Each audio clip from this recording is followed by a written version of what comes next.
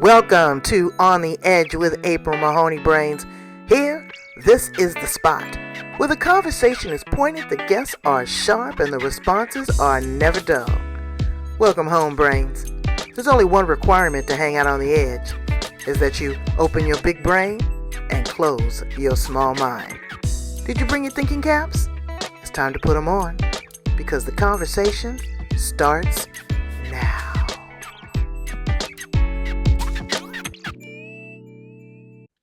Welcome to On the Edge with April Mahoney Brains. How you doing? You're at the spot, the place where the conversation is pointed, the guests are sharp, and the responses are never dull.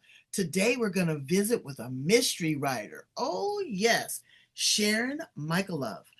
I'm going to ask her some interesting questions. She hosts a book writing group.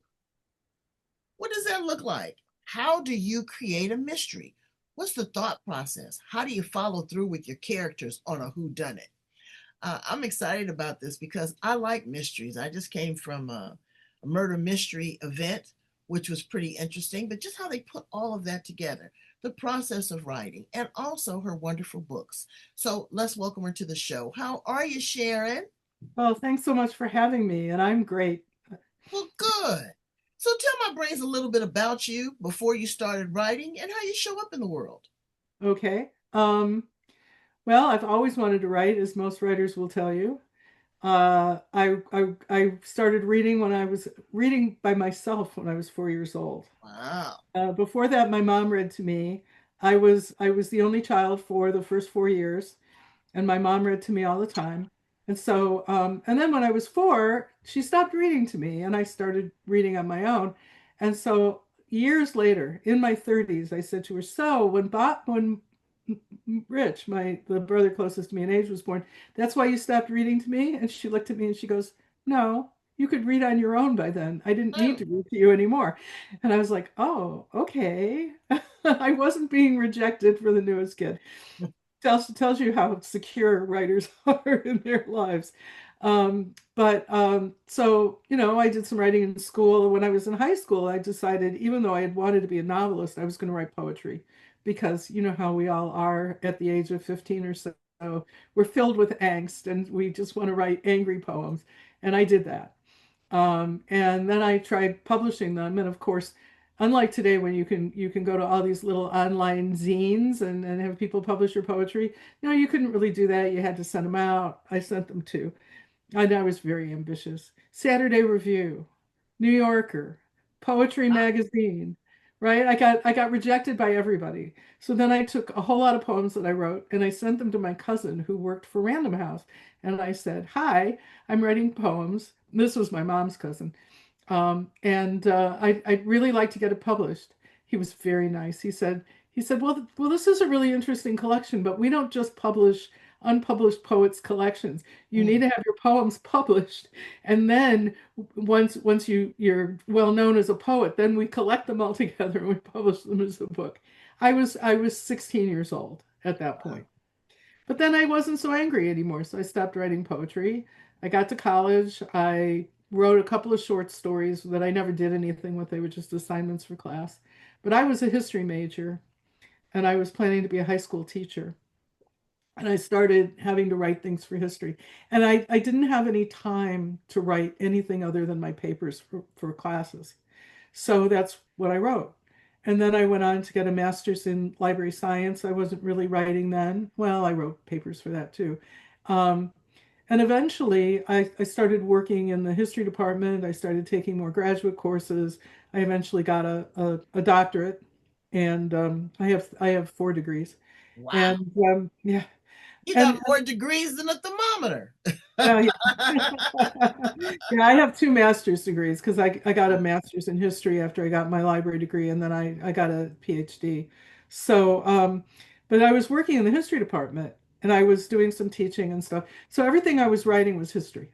Mm, And so it was all nonfiction. I have art. I don't have a book. Well, my dissertation was a book, but I didn't publish it as a book. But I have a big chapter in a collection. I've got some papers that I wrote that got published in some other collections. So I did that kind of stuff, some journal articles. Uh, and then I retired. So I'd been giving papers at conferences. And we retired in 2006, my husband and I. And he found out 2 years later that he had cancer.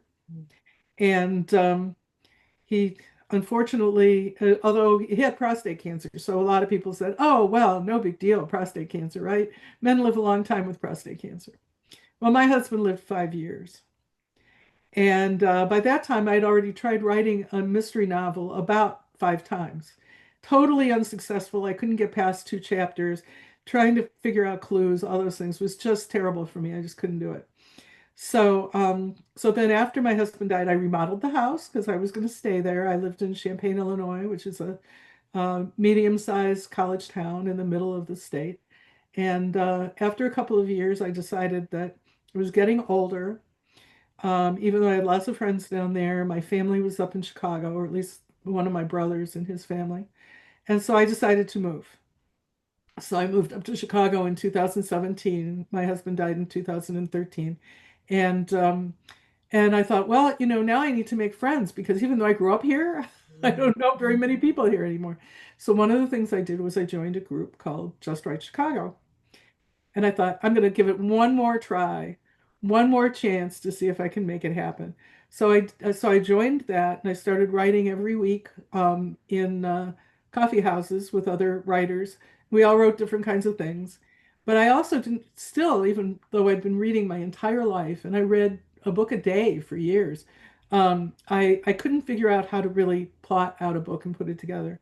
So I joined Sisters in Crime and I started taking their classes for beginners. They have a group called Guppies, which is the great unpublished, and they offer classes.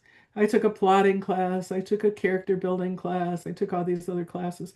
And in 2018, I started writing a book. The first time I tried, I tried writing romantic comedy. I had started reading that because when you're sad, you want something that's funny and has a happy ending. And I'd been mostly reading crime novels all my life where lots of people get killed. And that didn't work out very well for me. Then I tried writing a mystery again, and that didn't work out very well. And then I discovered a genre called romantic suspense. So that's what I did. So it's half romance and half mystery, essentially. Mhm. It had enough books. That sounds very sexy. So, as you go through all of these things and plotting out what you want to do, I want to dial Mhm. back on a couple of things that you said. Sure. Reading to your children is a lost art. I had a problem with dyslexia. And when my parents discovered, they didn't know what they didn't know. I mean, I was the only child. How do you know? Excuse me. How do you know that your child has a problem and can't sound out words unless you interact with them? Mhm. And dyslexia is another, it's a learning challenge, but it's a different way of learning. It's a different way of reading. So reading to your children is so important. Changing your voice, getting in the mood. It's comforting, it's loving because you miss that, and you springboard into reading because it was introduced to you at an early age. That was important. Also, you talked about the transition of your husband. I just came from a cruise ship. And you know what seniors are doing now? They're living on the cruise ship. I was like, I could not believe it.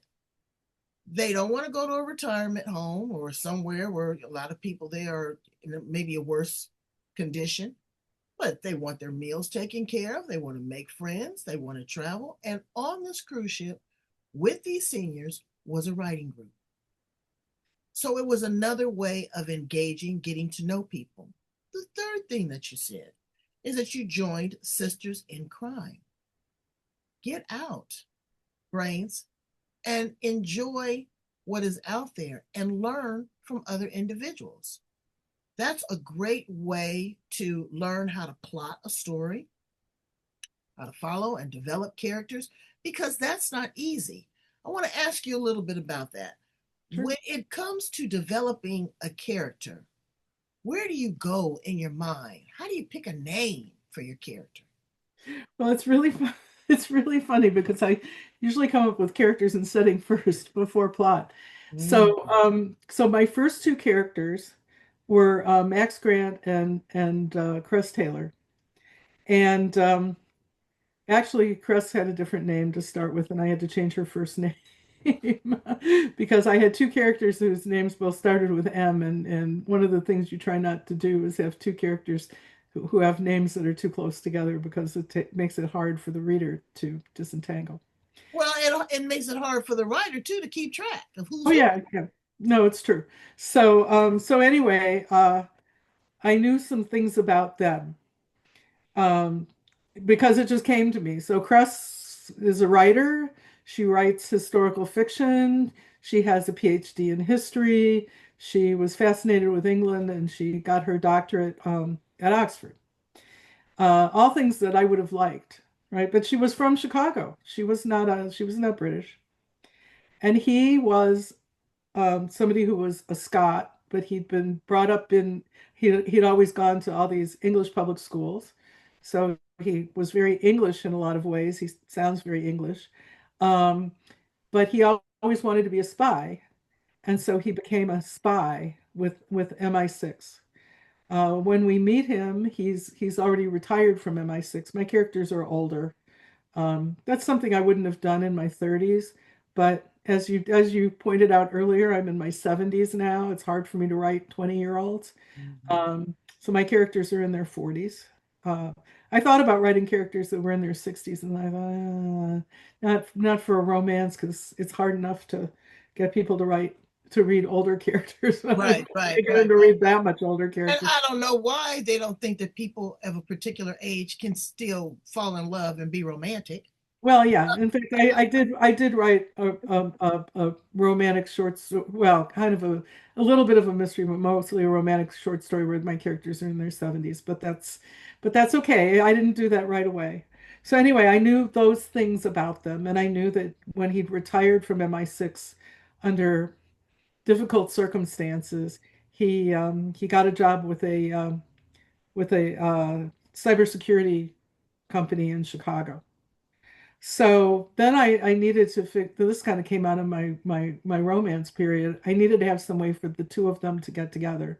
So I needed a meet cute, even though it's not cute.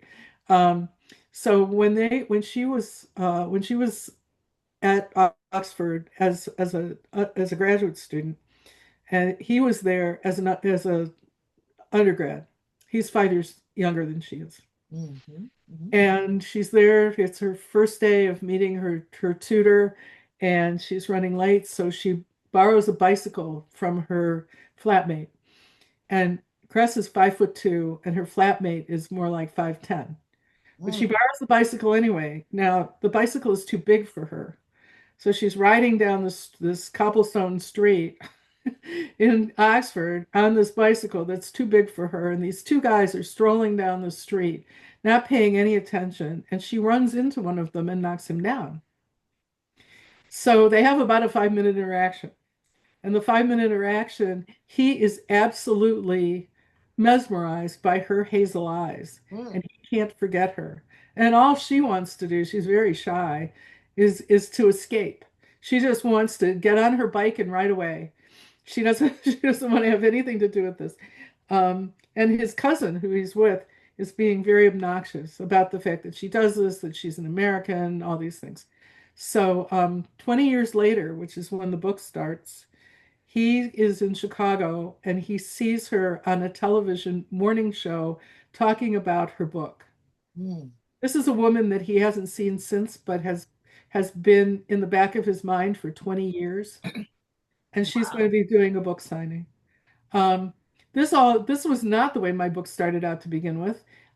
This was my like third idea for this book. My first idea was she's in Moscow and she's doing research, and somebody hides a flash drive in her suitcase, and then she's got all these people trying to chase her, and he's one of them. That did not survive at all, at all. So So, what happens when you let me stop you right there when you say that something doesn't survive? uh-huh. Do you get bored with it? You can't continue the plot line? because I'm hearing again, a world traveler, that you are doing a lot of research. Hmm. You have to set the scene, and it has to be realistic, brains. I mean, you can't talk about Oxford and someone that is from England reads the book and it is not authentically and geographically and historically correct, because they will call you out. Yeah. They will. It's very disingenuous. So going back and doing your research, did you travel to some of these places? Did you go back in your memory bank from when you studied history? How did you, number one, set the scene? Okay, so I originally started it in Moscow. So one of the things that happens is that I wrote the whole first book. I mean, in 6 months, I wrote the whole first draft, and it had all that stuff in it. And then I realized it wasn't going to work because I had too much plot, and I had two subplots, and the romantic subplot, well, kind of two different plots, and they wouldn't come together. That's when you know that it's not going to work, and you take something out. I took out 30,000 words. Mm, Yeah, and then so I went from 100,000 words to 70,000 words, and by the time I'd finished it again, I was back up to 100,000 words. So I managed to replace all that with other stuff. But I had decided to start it in Moscow, partially because I wanted the Russians to be the bad guys, which, yeah, I know it's kind of a cliche, but my family is Russian, so I don't feel any guilt over over over characterizing Russians that way. I've been to the Soviet Union, well, it was still the Soviet Union, twice. So I'd been there. I had been to Oxford. The book is pretty much set in Chicago, and believe me, I mean, I didn't live in Chicago my whole life, but I grew up in Chicago and then I came back to Chicago. So Chicago's a place I know really well. That didn't stop me from going to visit restaurants, from checking to make sure when I was writing about an L stop, I had things going in the right direction. You know, it goes down. This is how the escalator works. This is how, even if it doesn't make it into the book, I need to be able to visualize that. mm-hmm. Then you have to figure out how much of that your reader needs to know. But it Right. informs the way you write all those kinds of things. I have since written several books that had parts of it set in places I've never been. But because of my library degree, because of my other masters and my PhD, I am really good at doing research. Mm. I can tell you that if I'm looking at a restaurant, even if it doesn't exist anymore, I go to Google. You set the scene, uh, Mhm, so that reading is so important because you have to use your imagination. mhm, You have to close your eyes and envision. You have to right. use a lot of flowery words. You can't use the same words. You need to have a thesaurus, a poethana, as they call it, a variety, an assortment. And you have to figure out, who is this really going to appease? Now, have you considered taking your literary work and making it audible? Do you have any audible books? I have four novels. I have four audibles. Wow. And the Yeah, and audibles it's now, funny. I'm sorry. Well, I mean, I had to, because I'm an indie author, I went to a production company and we contracted with the narrators. All that it's very expensive. I'll never make back all my money on it, but I have really, really good narrators, very well known narrators, because I insisted on that. Um, I did it because I wanted them done, Right. not I mean, the audiobook business has really, I mean, there's a lot more audiobook listeners now than there used to Absolutely. be. And I'm Yeah. one of them. Because I can multitask. Hmm. I can Yeah. do, a couple things. I can be doing editing and also listen to a book, but also it's a different way to engage your mind. Hmm. Now, again, there's nothing like curling up in the corner with the book, feeling the texture, um, having a cup of tea. It's very romantic. I know I've got a book here that I started, and it's a trashy novel, but Nothing wrong with it. yeah, Yeah. but I am going to get back into it because it stimulates my brain in a way that an audible doesn't. Now, if I want to quickly retain or obtain information, audiobooks are great. But if I really want to stretch my brain matter and get involved, then I do a printed text. And printed text is expensive now. People don't house the books. They read it one time, they put it on the shelf. Honestly, unless it was one of your top 10, you really don't go back and read it. Do you recycle it?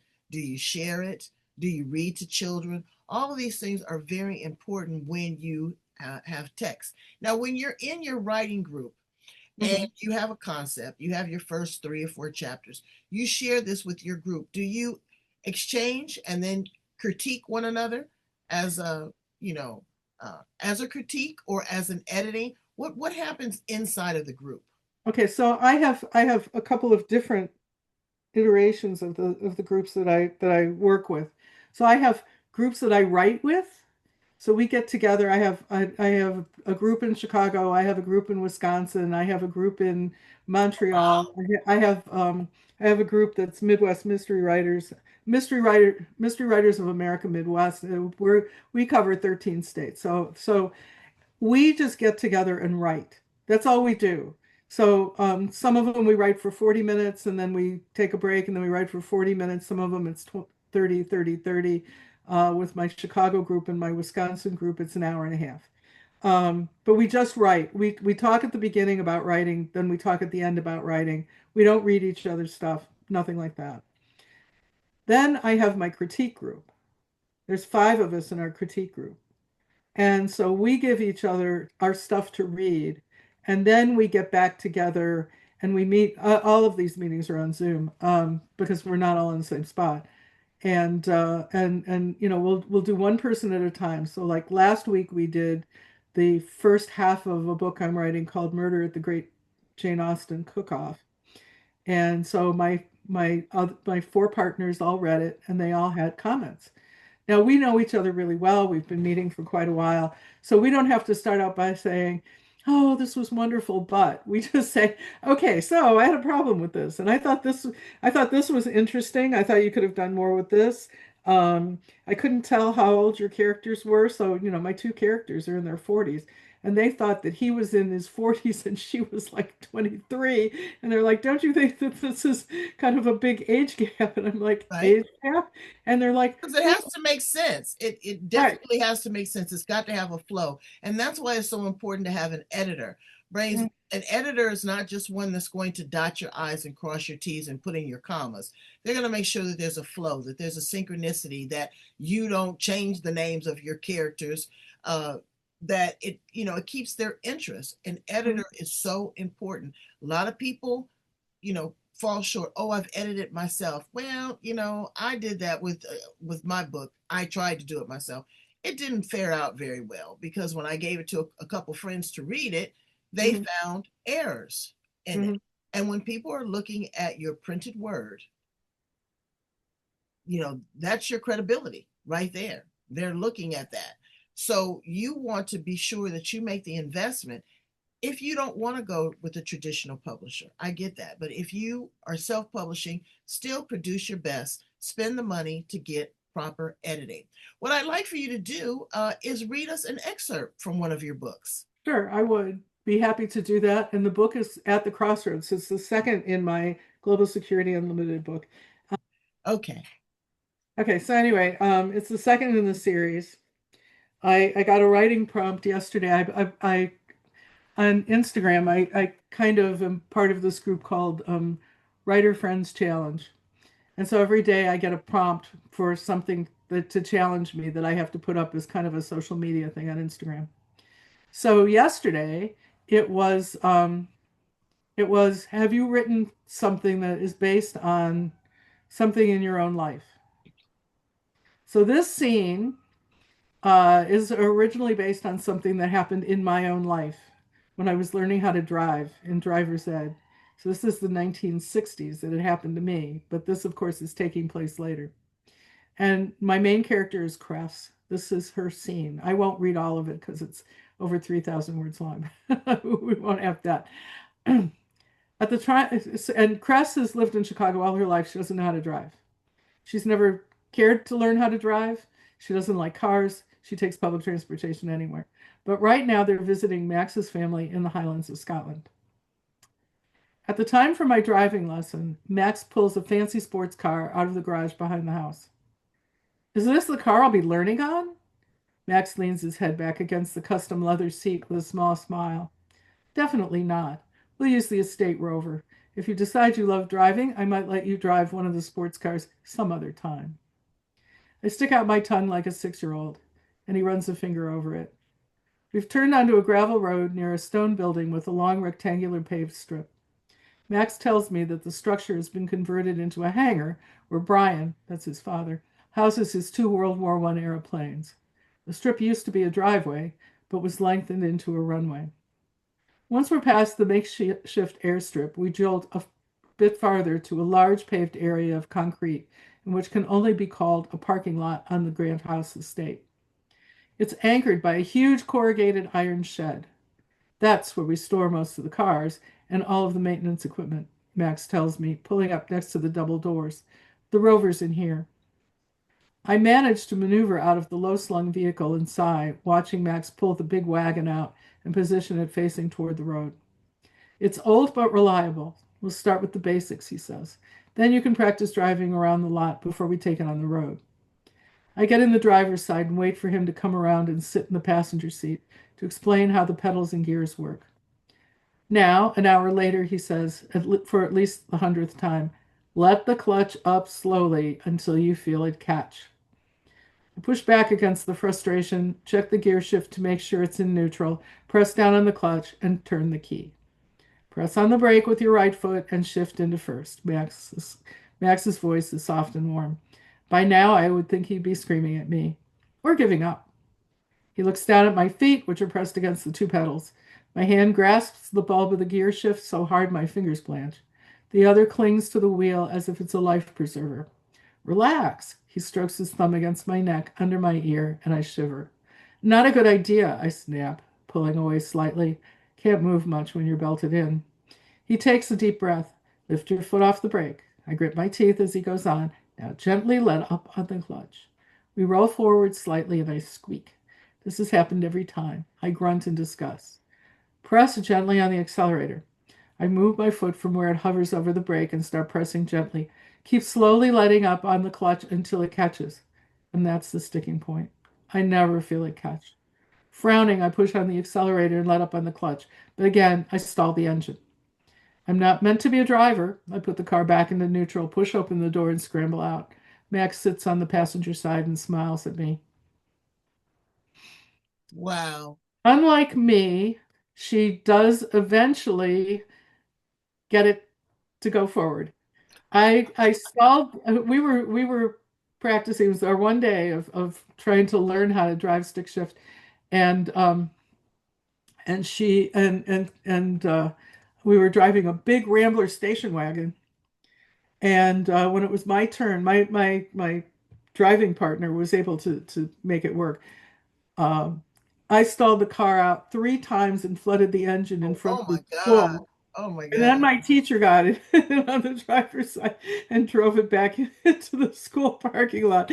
And that was it. Years later, I had a friend who tried to teach me how to do it on a much more modern car. I still couldn't do it. I have never been able to feel the clutch when it's let up ever. Well, it's an art. A friend of mine has a race car. Mm, And I tell you, I got in that joker and you can get whiplash if you don't get that clutch right and or stall out and mm. completely stop the car. Well, I'm so glad that you are moving full throttle in the literary world. Please tell my brains how to get a copy of one of your books, maybe join one of your book clubs. Are you a book coach as well? Are you teaching people? Um, Well, the only way I teach people is by stuff that I put up on Substack and things Okay.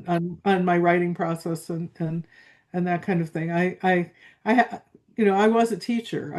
I taught history at the University of Illinois, and I don't really teach now. I mean, if somebody really wanted me to help them out, I probably could. But I hire an editor to help me, even though Wow. I've got the experience. So. Okay.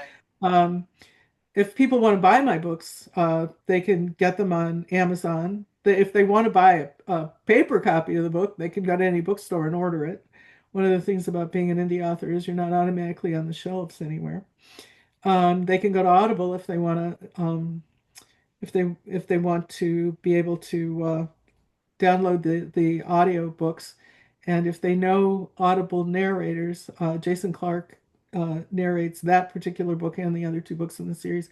And for an American, he has a fabulous British accent. He's got a fabulous Scottish accent. He's got a really good French accent that he uses for my French Canadian characters. So those are a real treat to listen to. So you can find me kind of all over.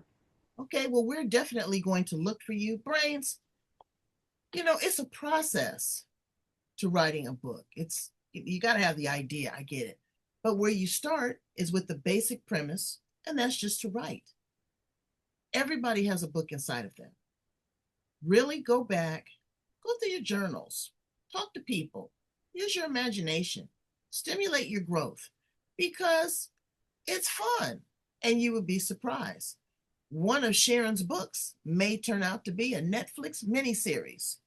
You never know. They're always looking for the next, latest, greatest thing, like we are here on the edge.